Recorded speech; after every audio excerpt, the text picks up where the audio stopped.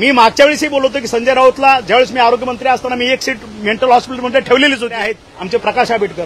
त्यांनाही आज विनंती करतो की अजूनही यांना त्याची गरज आहे, सायकॅट्रिकची गरज आहे, त्यांच्याकडनं त्यांना चेक करून घ्या. त्याच्या मीडियाशी इंटरॅक्शन कमी झाली म्हणजे गायब झालो किंवा रिस्पॉन्सिबिलिटी टाळली असं होऊ शकत नाही. राहिला विषय हा जो 2 दिवस मीडियानं जो चालवला याचा खरं तर याची माहिती घेणं गरजेचं आहे. मी माननीय मुख्यमंत्री, आपले माननीय उपमुख्यमंत्री यांच्याशी माझी चर्चा झाली. अशा कुठल्याही गोष्टीला मंत्रिमंडळानं किंवा मुख्यमंत्र्यांनी स्थगिती दिलेली नाही फॉर युअर काइंड इन्फॉर्मेशन. एक भाग. दुसरा भाग, आता 3190 कोटीचा हा घोटाळा झाला. ज्यावेळेस तुम्ही बघितला असेल 108च्या बाबतीत 10,000-12,000 कोटीचा घोटाळा झाला. पण हे सगळं काम करत असताना ज्याच्यामध्ये महाराष्ट्र शासनाच्या तिजोरीतून 1 रुपयाही कुठं समोर गेलेला नाही, अशा केसमध्ये आभासी जगामध्ये जगायचं आणि घोटाळे झाले म्हणायचं आणि एखाद्याला पर्पजली बदनाम करणं हे चुकीचं आहे. तुम्ही एक गोष्ट लक्षात घेतली पाहिजे की तुम्ही पेपरलाही बघितलं असेल, तुमच्या माध्यमातून मी मीडियासमोर ज्यावेळेस मंत्री होतो त्यावेळेस सांगितलं की न भूतो न भविष्यते असे 24 महिन्यामध्ये 42 निर्णय आरोग्य विभागामध्ये आपण घेतले. त्याचं संपूर्ण महाराष्ट्रातल्या सर्वसामान्य जनतेनं स्वागत केलं. वारीच्या बाबतीत गिनीज बुक ऑफ वर्ल्ड रेकॉर्डमध्ये 3दा आपलं नाव आलं. चांगल्या पद्धतीनं सेवा केल्या. ज्यावेळेस मोफत उपचार 15 ऑगस्ट 2023ला आपण इम्प्लिमेंट केलं त्यावेळेस ह्या तमाम महाराष्ट्रातल्या सरकारी हॉस्पिटलची संख्या आयपीडी असेल किंवा ओपीडी असेल हे जवळपास तिप्पट चौपट झाले, हे तुम्हीच मला सांगितलं. आणि त्या केसमध्ये मध्यंतरीची परिस्थिती त्याच्या अगोदरची आपल्या सर्व पीएससी पासूनच्या जिल्हा रुग्णालयापर्यंतची होती. त्या ठिकाणचं असणारं अतिशय घाणेरडं वातावरण किंवा अस्वच्छता, मी प्रत्येक रिजनमध्ये जाऊन पीएससी पासून वरपर्यंत सगळ्या व्हिजिट केल्या आणि त्या ठिकाणी म्हणून त्यावेळेस सुद्धा एक मोहीम मी राबवली होती, तुम्हाला आठवत असेल, सुंदर माझा दवाखाना. त्यावेळेचे गावकरी, तिथले लोकप्रतिनिधी, सरपंच, आमदार, जिल्हा परिषद सदस्य आणि संपूर्ण आमचा आरोग्य विभागाचा स्टाफ हे ती मोहीम प्रत्येक महिन्याला राबवायची, त्याचे फोटोग्राफ अपलोड करायचे वरिष्ठ अधिकाऱ्यांना. ते केलं, त्यानंही ते कंट्रोलमध्ये होत नव्हतं. आणि म्हणून तुम्ही बघितलं असेल आमच्या अगोदर वैद्यकीय शिक्षण विभागानं अशाच पद्धतीचं मेकॅनाइज्ड क्लिनिक सिस्टम राबवली. त्याचा भाव होता 120 रुपये पर स्क्वेअर मीटर यांत्रिकी पद्धतीनं. अगोदरचा तुम्ही जो सांगितलं की 70 कोटीमध्ये, एक ध्यानात घ्या, 70 कोटीमध्ये मॅन्युअली महाराष्ट्रातले जवळपास 2,500 हॉस्पिटलची स्वच्छता मेंटेन करणं शक्य आहे का हे तुम्ही अनालिसिस करा. आणि ते शक्य नव्हतं. आयपीडी ओपीडी वाढलेली होती. म्हणून हे यांत्रिक पद्धतीने जाणं हे खात्याकडनं ज्यावेळेस हे पुटअप केलं गेलं त्यावेळेस मी त्यांना सांगितलं की बाकीच्या खात्याची माहिती घ्या. त्यावेळेस वैद्यकीय शिक्षण विभागाची ऑलरेडी ती ऑर्डर झालेली होती 120 रुपये पर स्क्वेअर मीटरनं. समाज कल्याण विभागाची ऑर्डर झाली होती 95 रुपयेनं आणि माझ्या खात्यानं ती ऑर्डर 84 रुपये पर स्क्वेअर 2012चा रेट ह्या प्रमाणात ती फायनल केली. अगोदर असं ठरलंय की हे केंद्रशासित ज्या काही एजन्सी आहेत त्यांच्याकडे ते सुपूर्द करून आम्ही तिकडे दिलं होतं केंद्राकडे की महाराष्ट्रभर हे काम करायचं म्हटलं तर मोठी यंत्रणा लागेल आणि त्या कंपनीला ते केंद्र बघून घेईल, त्याप्रमाणे ते पास होईल.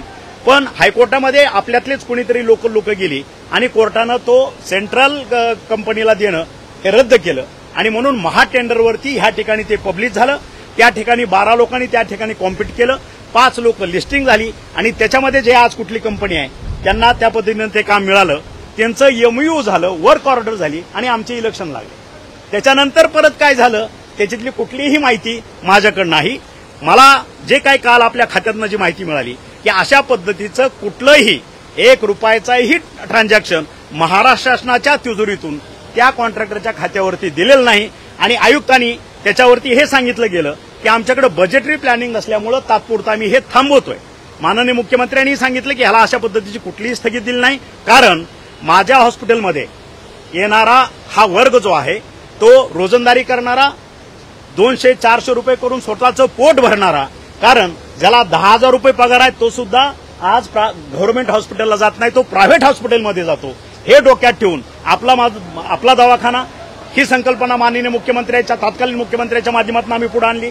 त्याच्यानंतर मोफत उपचार सुरू केले आणि अपग्रेडेशन करण्यासाठी ह्या पद्धतीची भूमिका जर घेतली असेल, आणि मला वाटतं तुम्हीच अनालिसिस करा, 2,500 हॉस्पिटल ह्याचं क्लिनिंग, स्वच्छता, ही वाढलेली भूमिका, पेशंटची वाढलेली संख्या, हे 70 कोटीमध्ये शक्य आहे का? म्हणून खात्यानं ठेवलेला प्रस्ताव हा मेकॅनाइज्ड तांत्रिकी पद्धतीनं स्वच्छता करणं ह्याच्यावरती गेलेला होता. त्याचा निर्णय मी त्यावेळेस घेतलेला आहे. दोन गोष्टी असतात, शासन म्हणून धोरणात्मक निर्णय घेणं आणि खात्याला एक डिरेक्शन देणं हे मंत्र्याचं काम असतं आणि ते चांगल्या पद्धतीनं योग्य पद्धतीनं फ्रेममध्ये बसून इम्प्लिमेंटेशन करायचं काम हे प्रशासनाचं असतं. ह्या दोन गोष्टी वेगळ्या असतात आणि म्हणून हे पुढं काय झालं त्याचं काय झालं, त्यावेळेस सुद्धा टोटल टेंडर त्या 108 मध्ये काय 12,000 कोटीचा असेल, 12,000 कोटीचा घोटाळा झाला. त्या केसमध्येही कुठेही रुपयाचं ट्रान्झॅक्शन झालेलं नाही, कुठेही समोरच्याला रुपयाचा, कारण ते न्यायप्रविष्ट होतं, आजही न्यायप्रविष्ट आहे. आणि सभागृहात त्यावेळेस सुद्धा मी आश्वासन दिलेलं होतं की जोपर्यंत माननीय हायकोर्टाचा निर्णय येत नाही, as per the direction given by the high court, त्याप्रमाणे हे जे इम्प्लिमेंटेशन होईल. आज हे रेकॉर्डवरती ते आहे. आणि ह्या बाबतीत जे माननीय मुख्यमंत्री आणि उपमुख्यमंत्री निर्णय घेतील, त्याची चौकशी करतील. मी तरी म्हणेन चौकशी करावी. आपणही आपल्या माध्यमातून सांगा, या प्रत्येक टेंडर प्रोसेसची काय आज जे विरोधकांनी जी पोटतिडी काय त्यांची, किंवा त्यांना माहित आता 5 वर्ष काहीच नाही, आज प्रचंड 234-35 आमदार घेऊन आज आम्ही महाराष्ट्राच्या विकासासाठी चाललेलो आहे, या आमच्या 3 नेत्यांच्या माध्यमातून. आणि मग आता कुठला ना कुठला विषय काढायचा आणि एक बर्निंग इश्यू करून हे काय सो कॉल्ड जे नेते आहेत त्यांना टार्गेट करायचं आणि त्या टार्गेटच्या माध्यमातून मग आम्ही विचलित होऊ आणि त्यांच्यावरती काहीतरी ते जसं आपल्याला कुत्रं चावतो ना, आपण कुत्र्याला चावतो का, चावत नाही, त्याच्यामुळे त्यांना बरोबर द्या. आमच्यावर कित्येक नेत्यांनी सांगितलं. मी मागच्या वेळेसही बोलतो की संजय राऊतला ज्यावेळेस मी आरोग्यमंत्री असताना मी एक सीट मेंटल हॉस्पिटलमध्ये ठेवलेलीच होती. आजही आजच्या जे काय सध्याचे आमचे आरोग्यमंत्री आहेत आमचे प्रकाश आंबेडकर, त्यांनाही आज विनंती करतो की अजूनही यांना त्याची गरज आहे, सायकॅट्रिकची गरज आहे, त्यांच्याकडनं त्यांना चेक करून घ्या. त्याच्यामुळं हे टेक्निकल बाब आहेत, याच्यामुळं फारसं खोलात मला वाटतं मी जे आपल्याला एक्सप्लेनेशन दिले याच्यामध्ये आपणही खोलात जा आणि काय अडचण असेल तर परत मी आपल्यासमोर येतो. सांगायचं एकच काम आहे की एक लक्षात घ्या, माझे टोटल माझ्या कुटुंबातली जे काही तरुण पिढी आहे पुढच्या आमच्या 5 भावांची ती 11 मुलं आहेत. आणि आमच्या ह्याच्यातला एक अलिखित नियम आहे असा की कुठलाही माझा मुलगा कुठल्याही बिझनेससाठी किंवा कुठल्याही याच्या माझ्या कारखान्यावर किंवा कुठल्या माझ्या ऑर्गनायझेशनमध्ये जात असेल तर जाता जाता आमच्यातली पद्धत आहे की सकाळी 1 तासामध्ये आम्ही एकमेकाला इंटिमेट करतो. दे आर इंटिमेटिंग मी, साहेब मी इकडे चाललोय किंवा मी इकडे चाललेलो आहे, मी दिल्लीला चाललोय, मी आणखी कुठं चाललेलो आहे, हे सगळं माहित होतं. आणि त्यानंतर जे काय त्या दिवशी घडलं विदाऊट इंटिमेशन असं झालं कसं आणि मोबाईल स्विच ऑफ झाला, त्याच्यामुळं मी थोडा पॅनिक झालो. आणि पॅनिक झाल्यामुळं ह्या पुढच्या ऍक्शन मी नाही, माझे सगळेच पुतणे, माझे सगळे भाऊ, माझ्या कुटुंबातले सर्व सदस्य सगळे पॅनिक झाले.